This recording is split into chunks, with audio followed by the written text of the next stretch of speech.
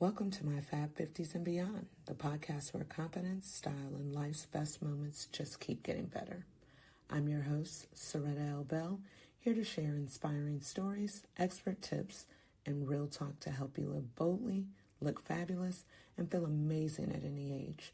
So grab your tea or your glass of wine, and let's step into this fabulous chapter together.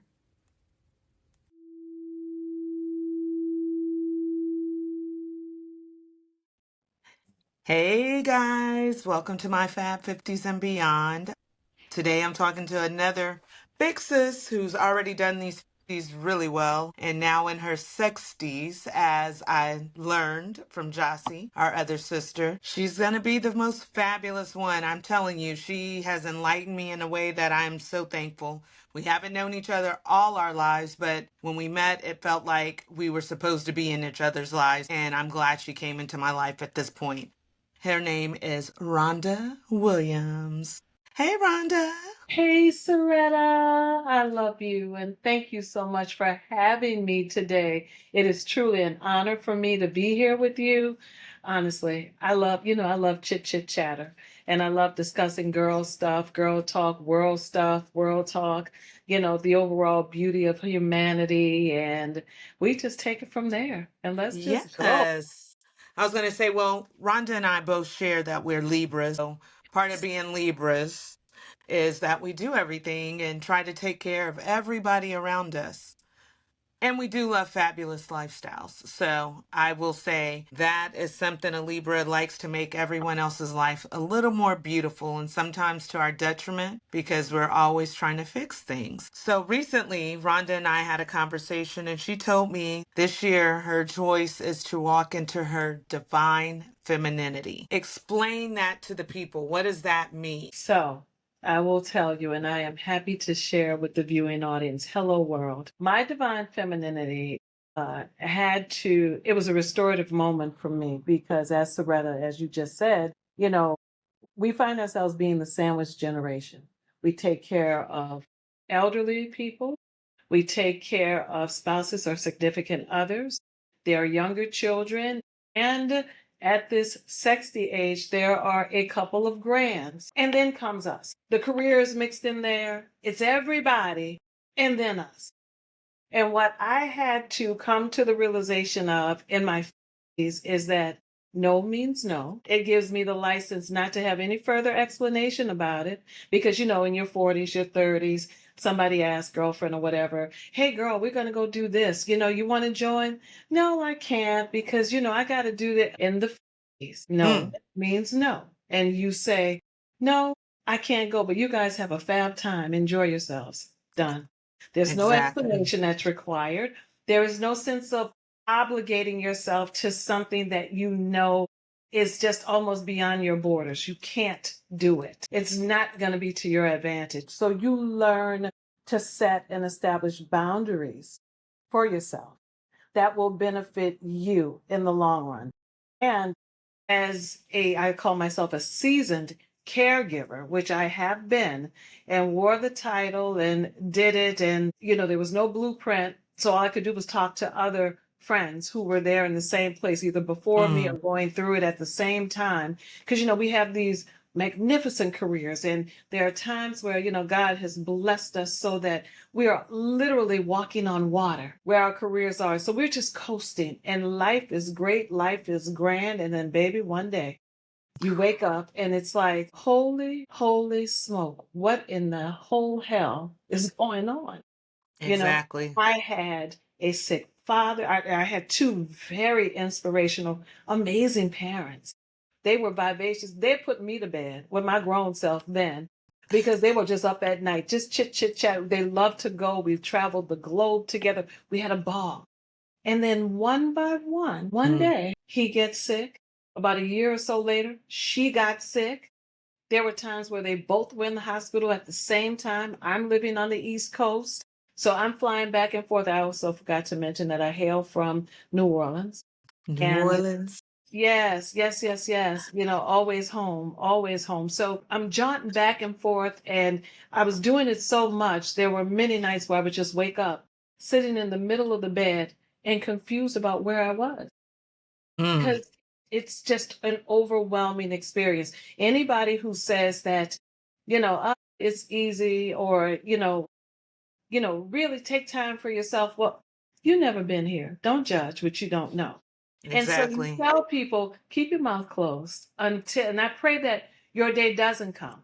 But it is oftentimes that the children then become the parents, because you're now making all the decisions. And then you got this whole house and life and career and business and people who are attached to you in some Mm. way that you have to pour into them. So failure is not an option there. So you got to keep all of these things moving, balls Mm. in the air, and you can't afford to drop not one. To Nope. drop one is cataclysmic. Everything will come crashing down. So, including the nervous breakdown that you would have, but you don't even have time to schedule that. Time.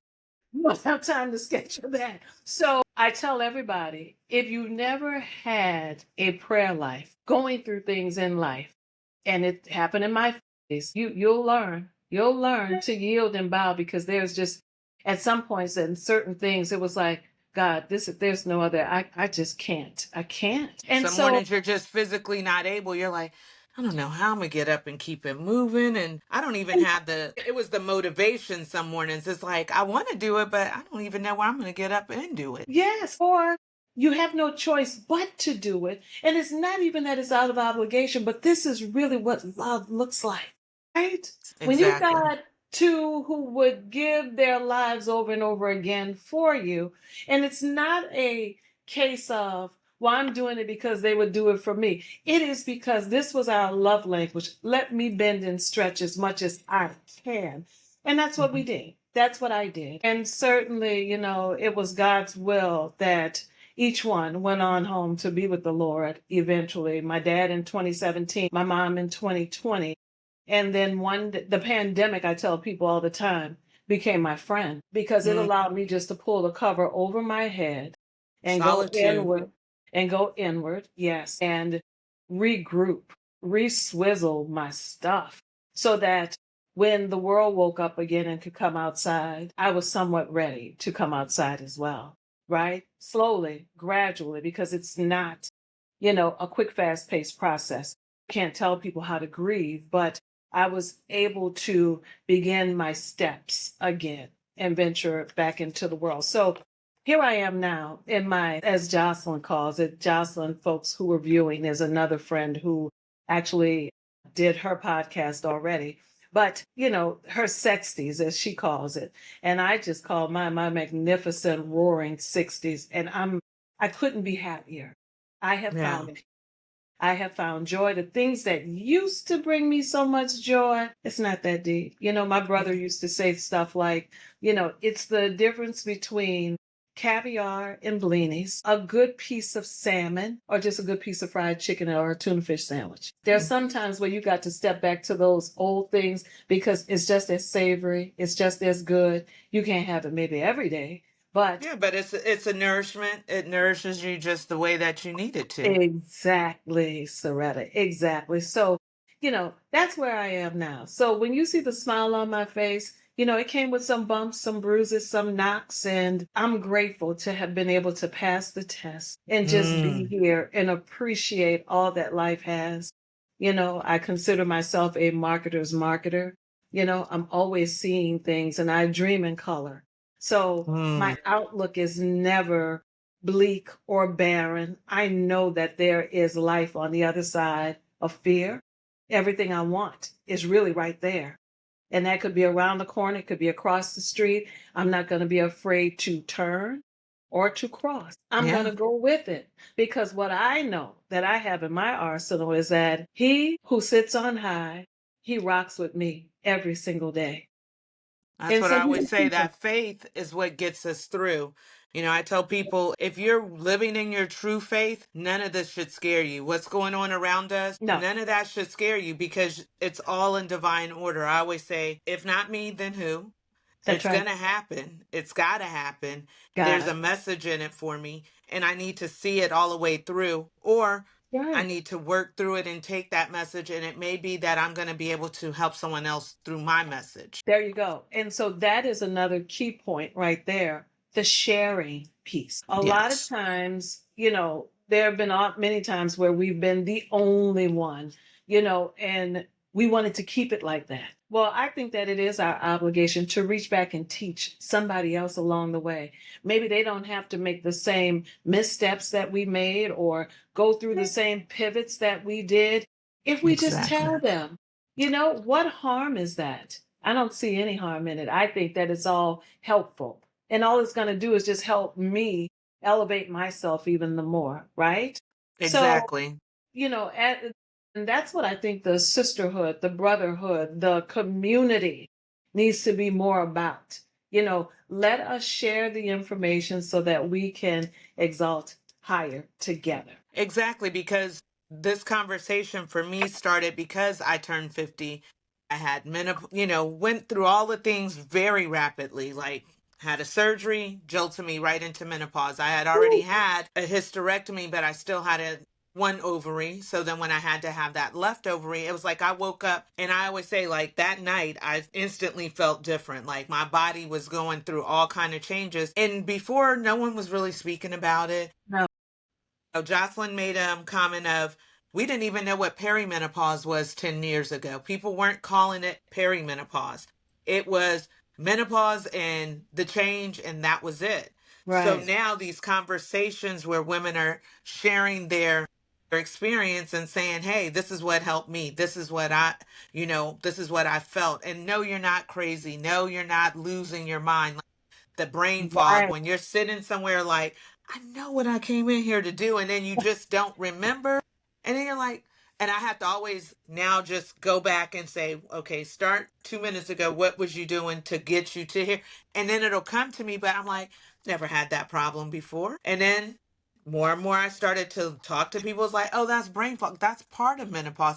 Things you Yeah. didn't even think were menopause. You're like, that can affect you. And I see now that the mainstream media is speaking about it more there, because more of us Oh, are hitting that stride. More women are becoming these and plus, and all of those things are affecting them. So they're opening up their platforms to say it. right. And it's beginning a lot earlier in many women. So I know some late 30-year-olds who are experiencing the flashing and all of these things. So for me, and you can't paint with the same brush for everybody. But for me, menopause literally tried to kill me. Just knew.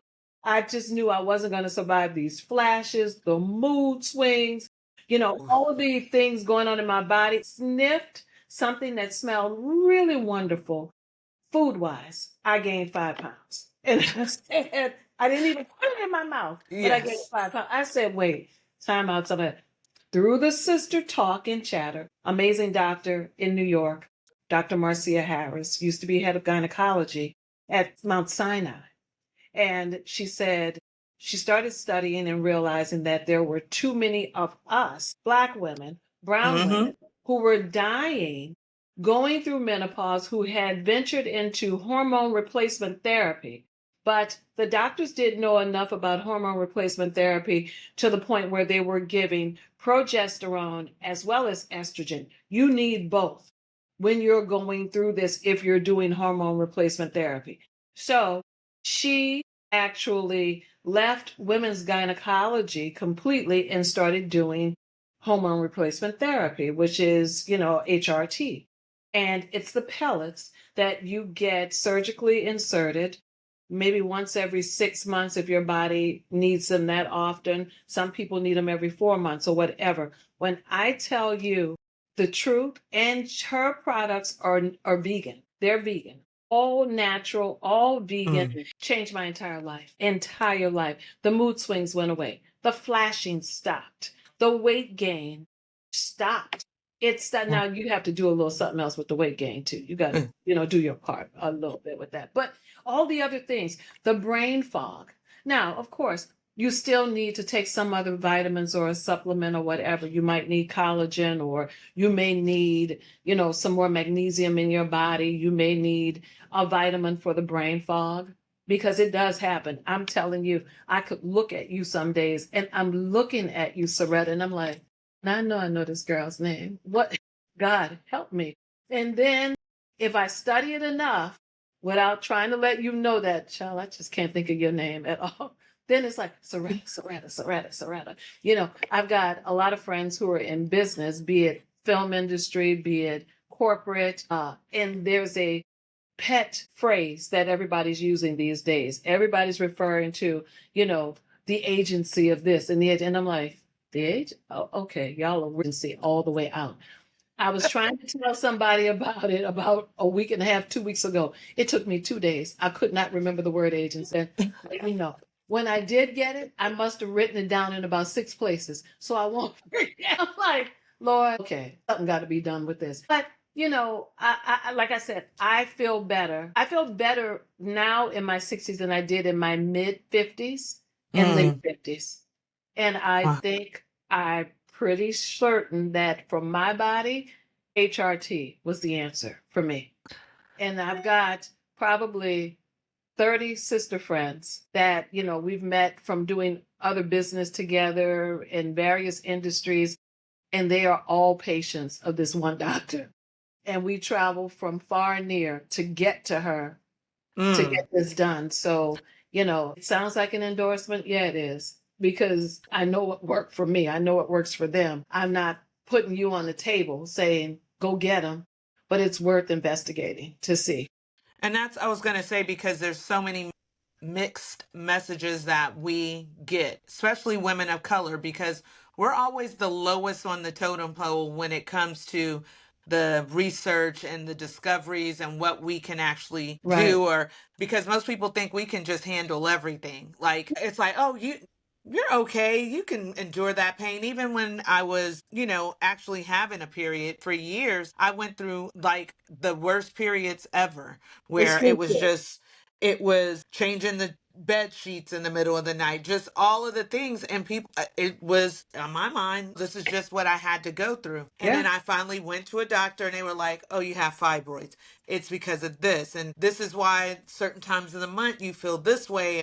And my daughter, that was her going to college and saying, Mom, this is something you should look into, because she had seen me suffer for years. When her first year of college, she was like, check this out. You might need to see if you have fibroids. What you're going through is not normal. And in my Right. mind, it was normal because it had been my normal for so many years. And that was in my late 30s. Imagine, I'd been a mother. I had all kind of things happen. So this is what my normal is. And it didn't have to be. But because no one spoke about it, There you go. it was just There what you I go. went through. The information sharing is key, and it's key to our existence moving forward. And I just don't know. I want friends who are going to share. Yeah. I don't want people, if you're going to be so closed mouthed that you're not going to tell me stuff that could benefit me. I'm not trying to take anything from you, but I need you to share. And if I can pass that to somebody else who's in the struggle, that's what it's about, man. Yeah, I'm like, all this information is mine to give. I always tell people when they're like, you do this. I'm like, I'm a vessel. God is using me. So if I'm holding everything like this close, I can't get nothing else in. So I No, have to be open so that's that right. I can receive as well as I can give it to you. That's And right. like you said, as Libra women, we know we give a lot, Yeah, to we the do. point where I'm always like, and my husband's like, you need to stop. My sisters will be like, I wouldn't tell them that. I'm like, I'm telling them because if it's for them, it's for them. And if it's for me, it's going to be for me. I Right, don't live in a place of fear right, of, if I share something with you, maybe you can take that information and expound on it. You might go and find something else out for me to make that information I gave you even better for me. So right. it's not scary to share or be open. I think, being that we are the sandwich generation, Generation X, we're in the middle. The generations behind us are probably, they share way more than we ever thought we would share. Like, we share. See, you're funny because it not funny, ha ha, but what you said is monumental. Your ex. I'm the last of the boomers. Mhm. And baby, that's a tight-lipped group of broads. They don't share nothing. Nothing. Our mamas, And it's you like, can get nothing out of them. You be like, that's my business. That's none of your business. My yeah, and what mom happens in definitely. here, I better not hear about it outside. Oh, yeah. Yeah, that's how like, I was raised by women who, we're not talking about that. You That's right. asked a question about their past. my business, not your business. Even my husband says that, like, you can't question my mom. I'm like, they come from a generation where everything, even if it's detrimental to our health, like, I became the sister, and because I'm the oldest, that gives all the health and information to my younger sisters about our mom, our grandmother, and our great Yeah, grandmother. Like, because this it's is what they important. went to. I was like, you need this. When I go into the doctors, they are asking, does anyone have this? Is there, like, And that's they don't know. genetics. And they don't know unless you share the information. I totally get it.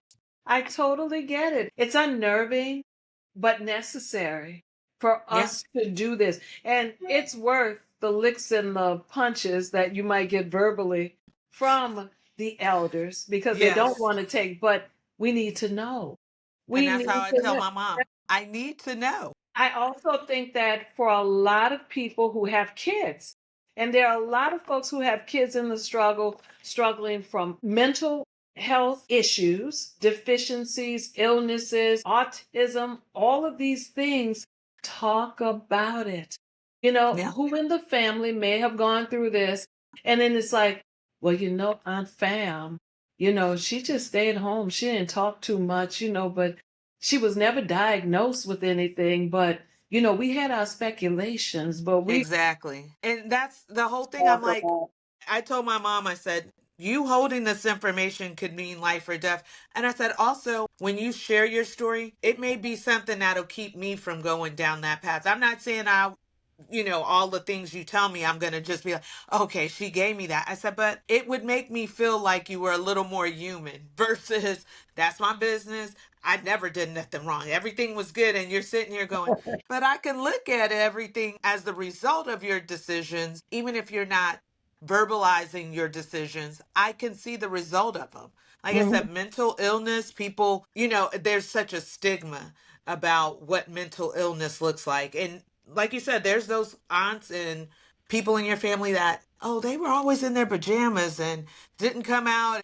A couple of times a year, they just shut down. You realize that's mental illness. They were going through something, but no one knew how to work through it. And then unfortunately for them, they had to pull, like people were telling them, pull yourself out of it, get up, go, Oh yeah.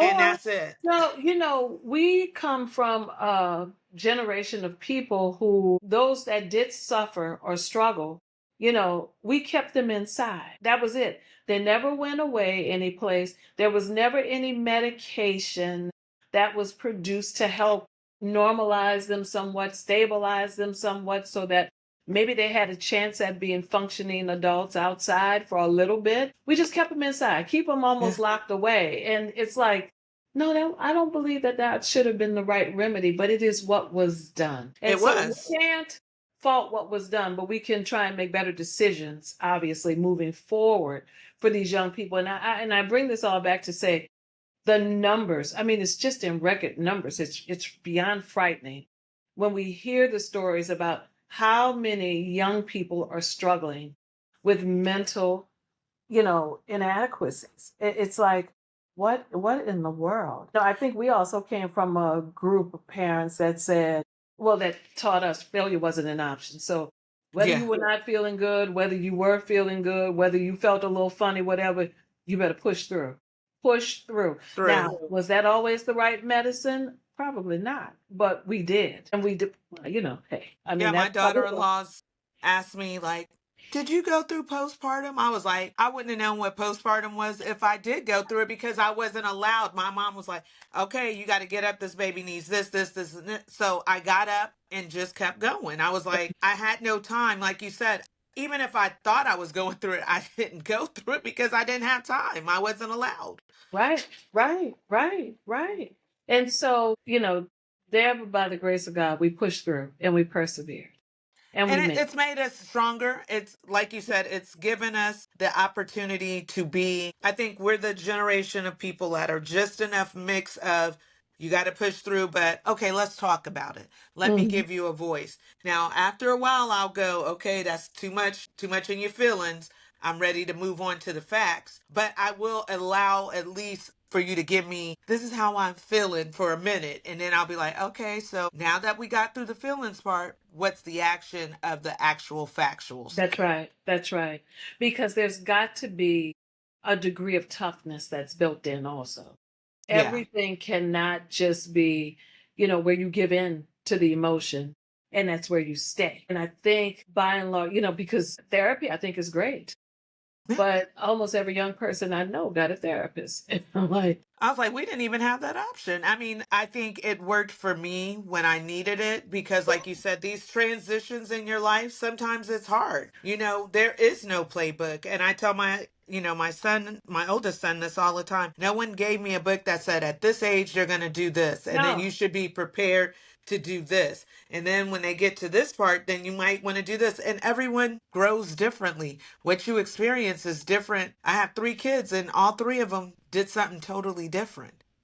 I from needed to be something different for each of them. So it's one thing to think you know it all, but then there's another to be in it. And that's what I tell right. people, like, sometimes life experience is just that. You have to experience it to understand it. Well, you have to. And we can try and circumvent the paths for our kids, but it really is to their detriment.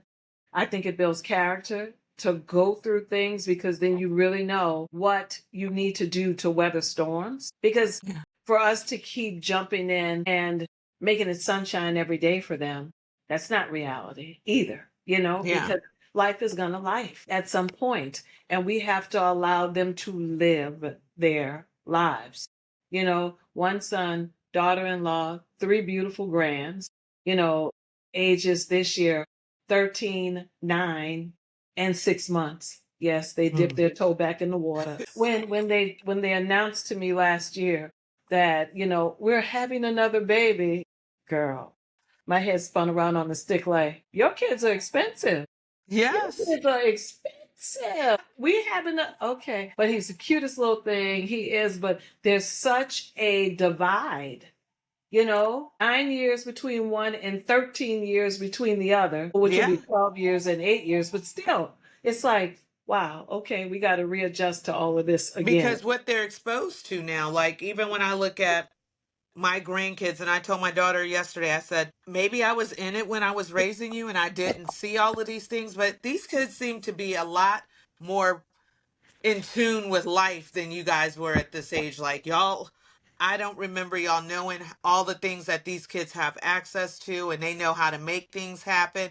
They understand things. You're like, he's 5 and he knows all about this and he can find it for himself and he's moving through it. I'm like, wow, But you it's know what the difference is? technology. Technology is one thing. So, and it's got its great points, its good points, and its bad points Yeah. because they're so technologically fit that they're socially inept. You put them in a room with other kids and watch how long it takes for the ice to begin to melt, for them to get together.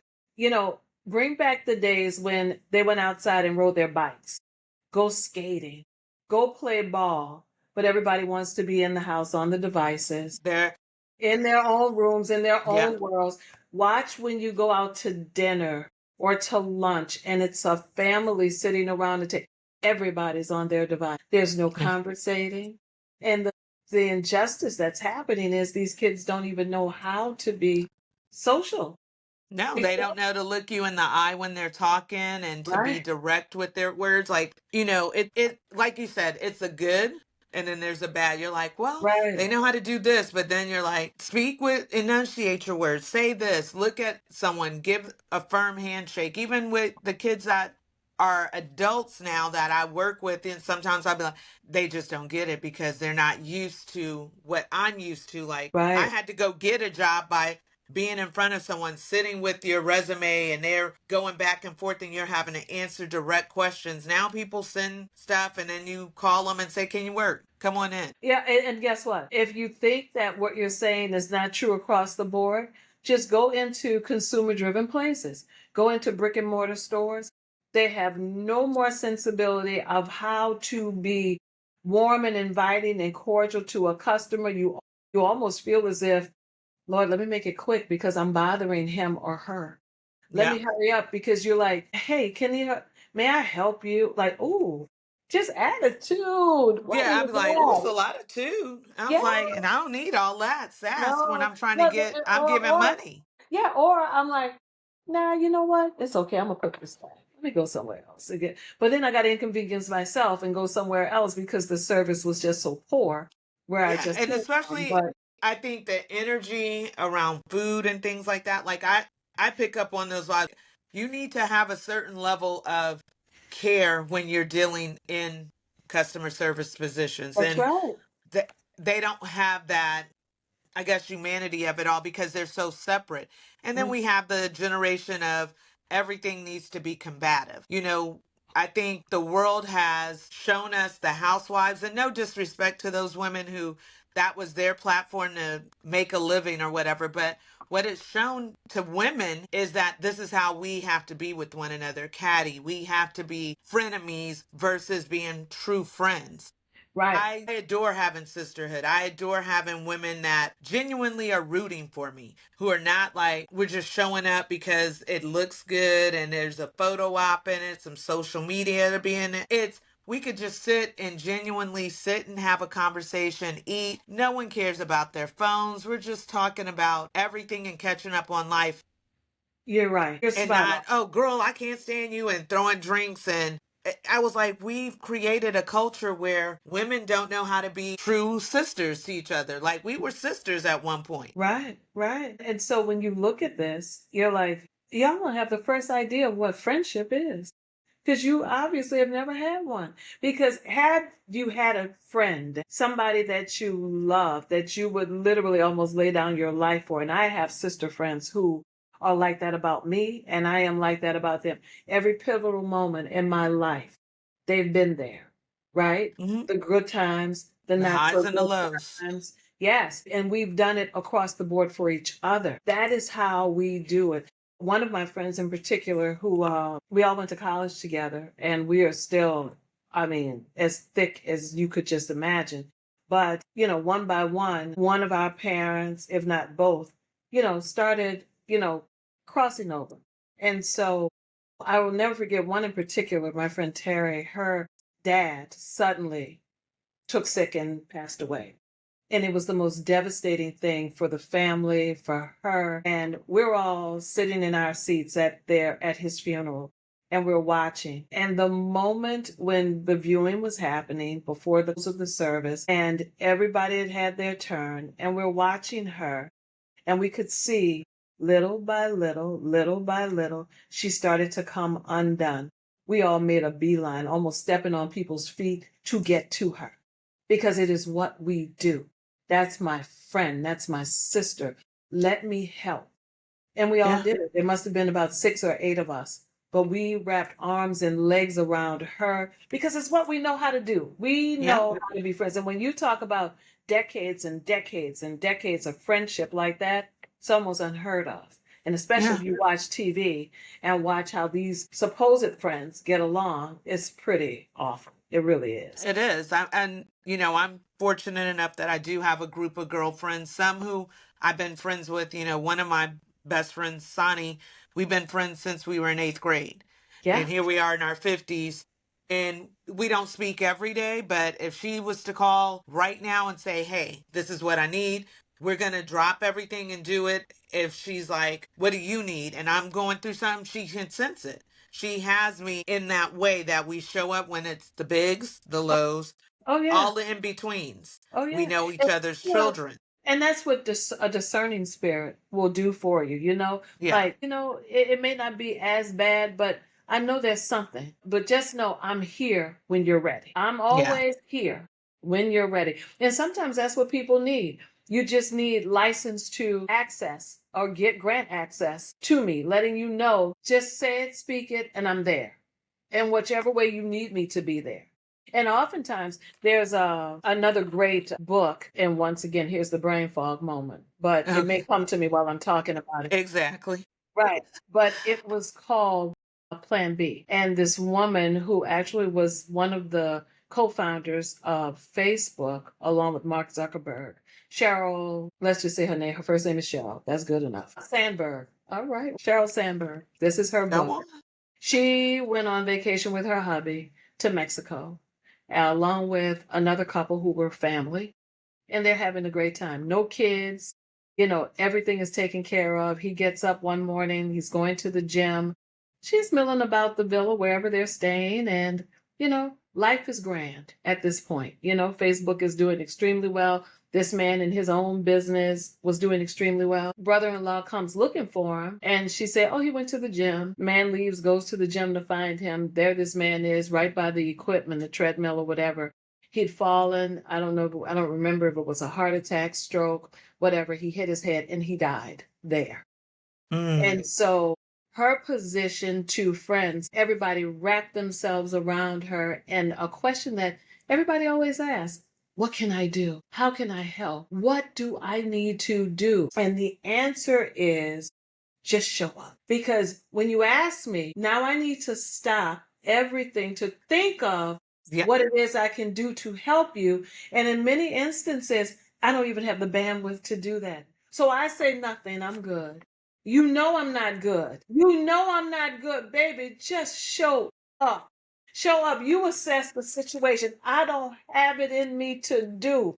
And so to prevent me from lying to you, just show up. I done got it. Just I show tell up. people all the time, they say, let me help you. And I take when you ask me what you can do as a form of, and it's my way of thinking. So I can't say that this is what people always are, but I think that they don't really want to help. They just know to say that. So I'll always, just like you said, I'll always be like, I'm good. I got it. I got it. And everyone around me who knows that if you ask me, I'm going to say I got it. They're going to do it. They're just going to grab and start doing, like, if I got 8 things in my arms and someone comes up and like, can I take one? I'll say no. If someone comes up and takes one or two, and I will release it, but I also need you to do that. Like, I will never ask out of my mouth what it is. Like you said, sometimes I don't have the bandwidth to say, I need you to do this, this, and this. My key, who's worked with me for years, we just had this conversation where she was like, was I doing something wrong? I felt like, and for me, I couldn't articulate to her what I needed her to do because I operate on this is what I know how to do. And if I see someone not doing things, I go and do them for them. Like, I'm like, I see that's too much. So I can't teach that to everyone. So I'm always like, oh, it's good. And it's not that I don't think they know how to do stuff. It's just that maybe that's not a skill you had to learn. Where in my household, I needed to be proactive all the time. I couldn't Yep. wait to be told to do something. Someone's going to be like, You weren't a you bare should have done minimum that. chick. You weren't a bare minimum chick. You weren't raised to be that way. Neither No, was I. And with many of us Libras, we're type A. We're type A. So we're going to fix it, child. And it's a hard thing to sit on these, what we it call a is. 5-year-old hands. Sit on them until it's revealed that, you're needed in that way. But for the most part, we're fixers. We are fixers. And then that's the hardest realization also, Syretta, when we come to it on our own and realize, I can't fix everything. No, And that's this what I told I'm people. not good with. I can't do it.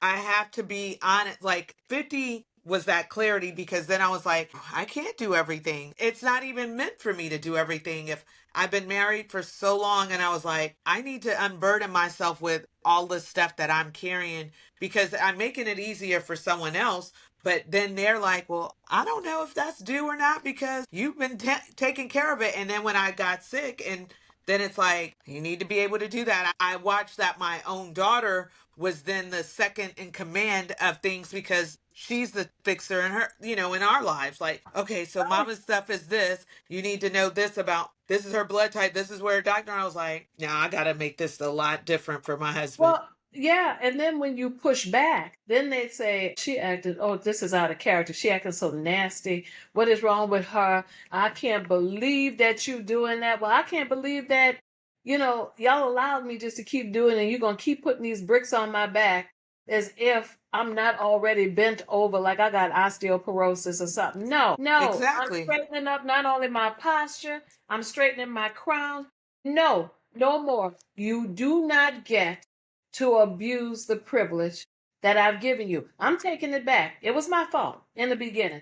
Moving forward from this Thank you. place, Yeah. moving forward from this place, you on a short notice. I'm telling you, I'm not doing it as I did before. So, now you got an attitude, but you don't care because what we realize also at these big ages is that there's a lot less in front than what we've left behind. And Hmm. I want to live my best with Thank whatever you. God sees for me and that I have remaining.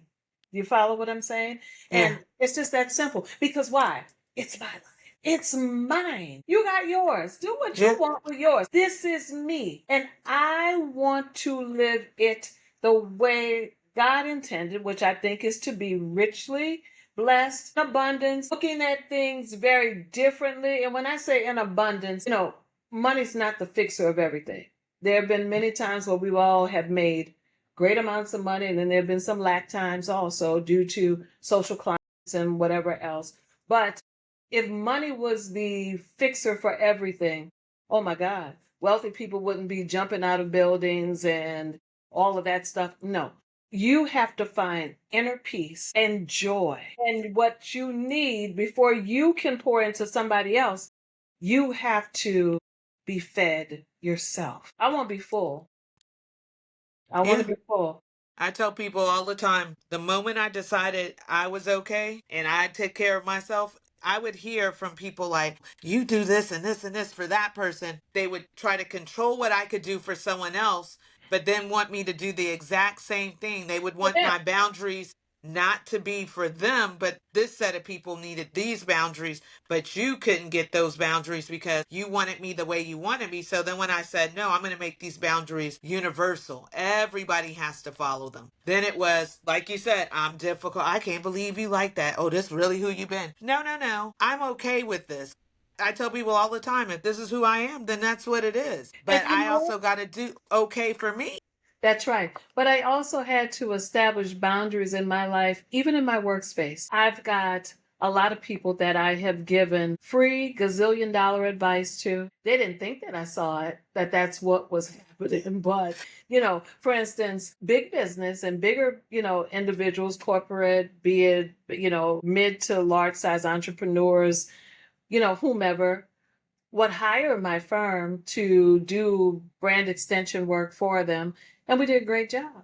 But sometimes when friends find out, that you've had a level of success, well, tell me what you think about this. Okay, well, yeah, yeah, yeah. Then what you think about this becomes, well, I was going to do this, but I was thinking I shouldn't do that. What you think about that?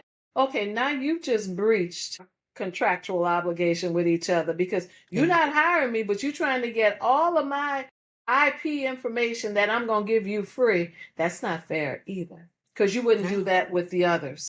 You would pay them, right? exactly. But you want what you want. And so when I say draw boundaries and draw lines in the sand, you got to know your worth. And so for some, I just had to shut all the way up. And then, you start acting funny in their eyesight too. Yeah. She acting funny. She don't want to talk anymore. No, it's not that I don't want to talk. I'll talk to you as much as you'd like. But you gonna pay me? Hmm. It can't be for free. Can't be because, like you said, people will use you up and then be mad when you're depleted.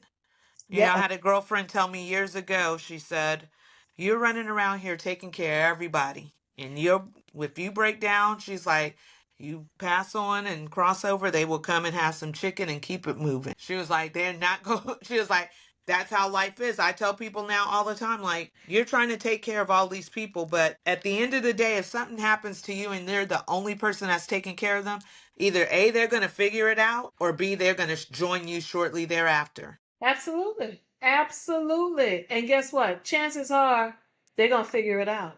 Because they're not trying to get up out of here any sooner than their divine appointed time, which may not be two Exactly. weeks after you. Exactly. So you can go ahead and be Boo Boo the Fool and let them just keep taking and taking and take. No. So I just think that as part of your divine femininity, to bring it back to that, I'm walking in all of that. I have Yeah. no problem letting him make decisions now for us. And so what I did, I wrote on a list. What are the things that you want? What do you want to see in life? Well, I want to work less because I want to do the work that I do in a place of love so that it doesn't feel like work. Yeah. One. Number two, I want my mate to say, all you got to do is get up in the morning. I got it from here. But me understanding also, I can't put all the bricks on his back either. We need to walk down the street with this together. and meet at least halfway. I don't have a problem with that. Number three, I want wholesome, respectful, happy relationships, right? I've never been one to get on the phone and where you could take 3, 4 hours gossiping about, oh girl, she did this, or go. I want to talk about things, talk about places, adventures to be had. How do you make this part of your business run? Girl, what is that you got in? Oh, I love that in your hair. Da, da, da. If I can't say anything good, I don't want to talk. I don't want to talk. I even these days I like talking about, just how good God is and what Yes. He has done for me, for mine. Sharing stories, testimonies. I love that. I'm a girl, as you probably can tell. I grew up in church, but church is not the saving grace. It is the relationship that you Thank you. establish with God individually. Church as a corporate body is important. I do believe that, honestly. But everybody has to do their own walk, right? But Exactly. I just believe in this day and time in which we live right now, it is really very important that you have a relationship and understand you do nothing on your own. You do Nope. nothing. There, but for the grace of God, go any of us. And I'm so Yes. grateful that even tried by fire, walking through fire, never been singed, ain't got burned. I'm grateful. You think that that's because of me? No, ma'am. No, sir. I'm telling you Yep. right now, it's not.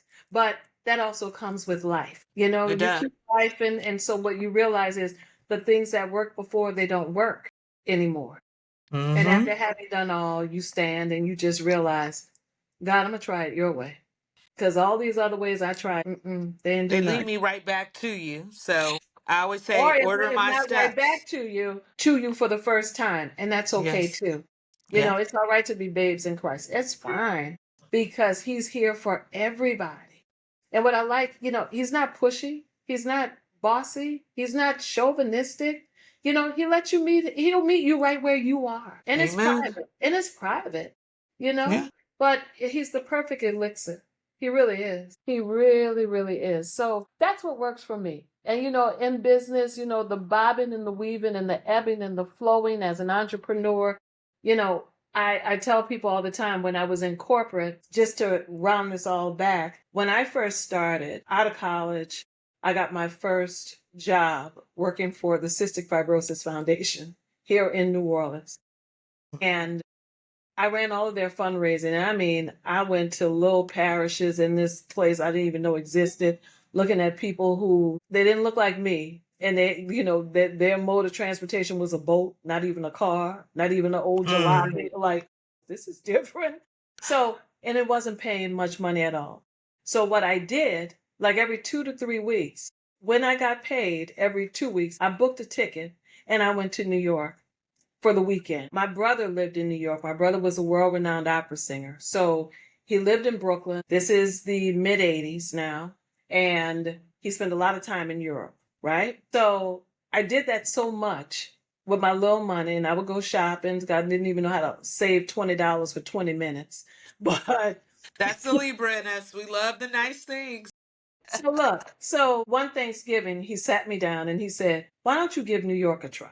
You love it a lot. And one of the blessings is there's so much more to the world besides just the four corners of New Orleans. But if it doesn't work, you can always go home. Go back. Yeah. I said, okay. And so the week after Thanksgiving in 1987, I moved to New York and I lived between New York and New Jersey for the next 32 years. At January, I started the job of a lifetime in corporate working for Avon Products, the global brand. And I did something known as Minority and Women Business Development. Minority and Women Business Development in the late 70s, early mid 80s was booming.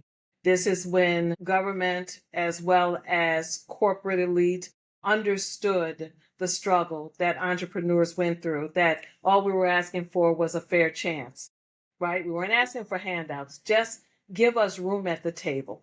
And so it was my pride and joy to work with a gentleman whose name was Fitz Hilaire, and he was a leading advocate at that time. He was in line reporting directly to the CEO of Avon Global. And it's kind of funny. Avon was a company that sold products made primarily for women, sold them to women by I women. was an Avon representative. Right. But the front runners of Avon were all men. All men. And so one brother who really had direct access like that, and that was my boss. So he not only took me under his wing, here I am, a young 23, 24-year-old young woman at that point, office on West 57th Street, Manhattan, overlooking Mm. Central Park.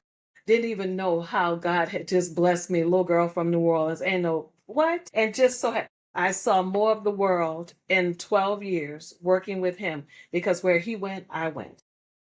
He taught me about the stock market. So when he bought, I bought. When he sold, I sold. Now he made a whole lot more money than me, but I didn't do so bad. So then when the year 2000 came about, I decided I wanted to dip my toe in the entrepreneurial waters and formed a beautiful company called Odyssey with two sister friends of mine.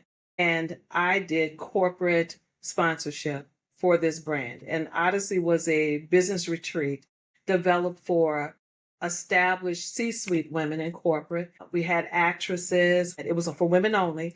We had doctors and lawyers. And so we got smart enough that we knew, let's have a track where doctors got accredited for coming. We had a track where lawyers would get CLE credits. Doctors got CME credits. Then we had artists in residence and training. We had chefs that came. Every need possible that would cater to an executive woman, we Mm. met, and this is what we did. So Odyssey was born and birthed in 2000, and it ended actually in 2020. It did. I stayed with Odyssey in a leadership role for 12 years. And then I kid you not, at one of our conferences, I heard, it was just in my ear, Syretta, I heard God said, this is it. And honestly, I was like doing business with God right there saying, all this hard work, Lord, we are just floating and feeling ourselves. Old Magazine ranked us as the fifth fastest growing business because we had an office in Newark, New Jersey. And Mm. the person who was the CEO, because she put up the most money to start the company, her name is Linda Dunn, decided, let's stay in Newark because we need to keep our feet grounded. As we're growing, we still need to be grounded in community so that we won't forget where we've come from. And so, we did this and we did it well. It was great. And the number of sponsors and people we got, and when we would go to these offices to market to these men primarily who were the decision makers or the purse string holders, check writers, they would say, what's a group of women going to do in the desert? That sounds like a boondoggle. Does it? Well, you don't say that when you guys are going on these golf outings. So originally we were called Spa Odyssey. Well, we came back and did our own brand extension work, and we said the Odyssey Network Business Retreat. And we built a lot of business parameters in there so nobody could say that again. Started off the first conference with 4 major sponsors. We had Mercedes-Benz, we had Nordstrom, IBM, and Prudential Financial. Second year, 8. Third year, 12. By year 5, we had 26. The Mm. most, I mean, it was just amazing. This The was elite. yeah. And it was a conference back then that women paid on average $3,500 per woman to attend. It was all inclusive. And we made it so that everyone was a VIP. Now, since then, there are many, iterations of Odyssey. And we couldn't be prouder. Happy that, women still have some place to go where they can, just be themselves and offload Mm. and just talk about things that matter, right? Because we never had that. We never had that. Many of us in these corporations, it was just one. It was just one. It wasn't like a lot. So you could go to all of the Fortune conferences and this, or even if you're in these big meetings, board meetings, what have you, nobody looked like you. Nobody Exactly. really talked the same as you. So we needed to develop a kinship so that women could have arms and linkages. Many of them were almost in outposts also. Somebody might have been from Detroit, but they lived in Iowa because that's where they were headquartered or stationed, made a lot of Right. money, but a lot of these women were at their wits' end. So, it just went well. So by year 12, I started hearing smaller businesses say, we're trying to gain access to corporate and it's very difficult. So this is how I birthed my company, Brand Speaks, because I wanted to meet that level of entrepreneur, that mover and shaker, that chaser who was looking just for an opportunity, who couldn't get one. They couldn't compete with the major players with going to an ad agency because they didn't have monies like that. So they would hire me to be the face forward for them to go into these places to do these things. Then I formed a relationship with the faith based community because what I realized is a lot of these corporations were overlooking the validity that the faith based community held because a lot of people there were very loyal, but they just needed, information and access. And so we started, some of them would hire me to do that, be their interface for that. And then opportunities came about. Well, I got this book and I'm trying to shop it and what's happening there. Or I've got this film and, I'm trying to shop it and here we are.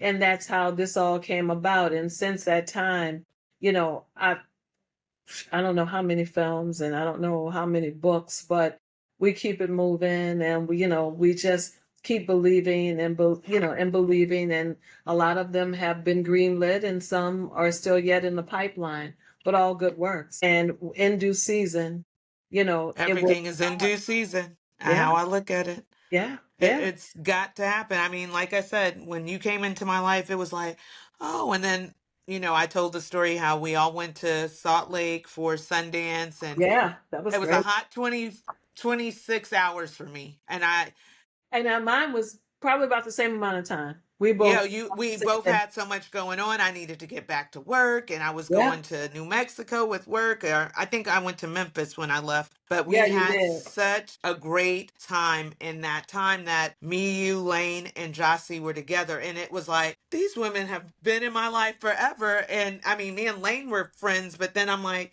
we got two big sisters who are helping us through it. And it was so funny because it was almost like we were the same persons in the same kind of feel.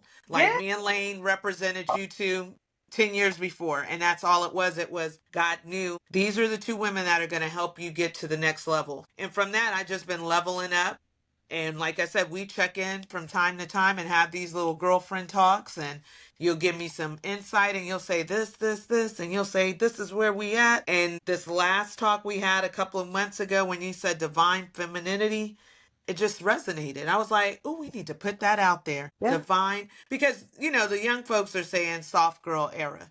soft girl. But before that, it was divine femininity. We Yeah. were women in every sense of the word. People were letting us be just that. There was a time where we ended up having to, as they say, man up on a lot of things. It wasn't because we wanted to, it was out of a sense of having to. Necessity. So, because if we didn't do it, it wasn't going to get done. You know, and here's the thing, soft girl era, I get that, but we've never been hard girls, if you will. We're not those, women either. But don't fool with me, because I come to play, and I mean play the same game you're playing, but and if it's hardball, I'm down with I'm it. going to meet you where you at. I'm going to meet you Right. where you're at. Right, right. Because I mean, I know enough about enough that I can talk enough, if you will. I know a few things. I know a Exactly. few things. And so it's not going to get missed by me. It's not going to get by me. And so my divine, but like I said, all these years, I guess it's like somebody who has been working out forever and forever and ever. And then their body is like, oh, my knees are bad. I need to slow down. Some my knees really are bad. That's kind of like divine femininity, just I need to slow down because I can't keep carrying all these balls on my back, all these bricks. I don't want to. And I think at some point, God is saying, I never told you to. You just kept adding and Yeah. adding, and it became so normal. You normalized it, right?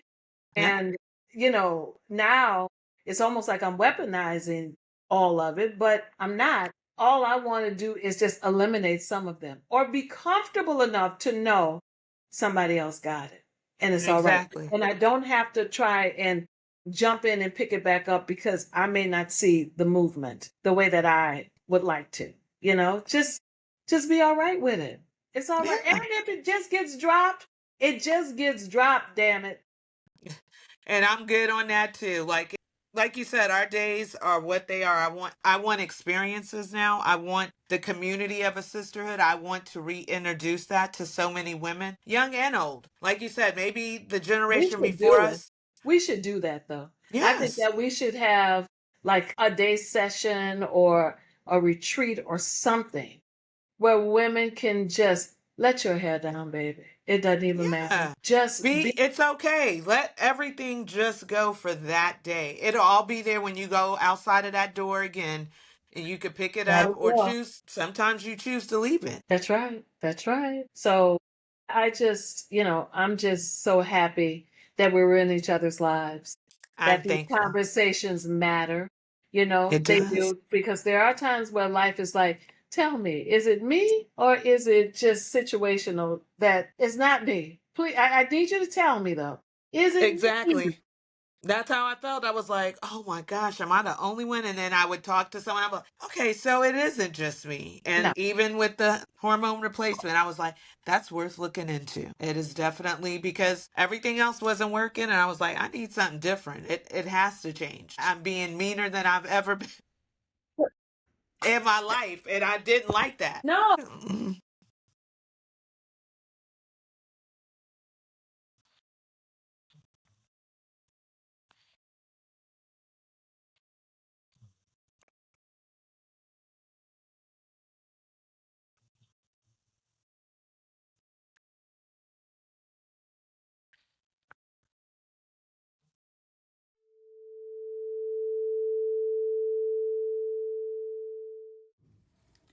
Thank you for joining me on my Fab 50s and beyond. If you loved today's episode, be sure to follow, subscribe, and share it with someone fabulous in your life. Follow me on all social media platforms at The Makeup Socialite for more style, beauty, and life inspiration. Until next time, remember your best chapter is happening right now. Stay fabulous and continue to spread love and beauty.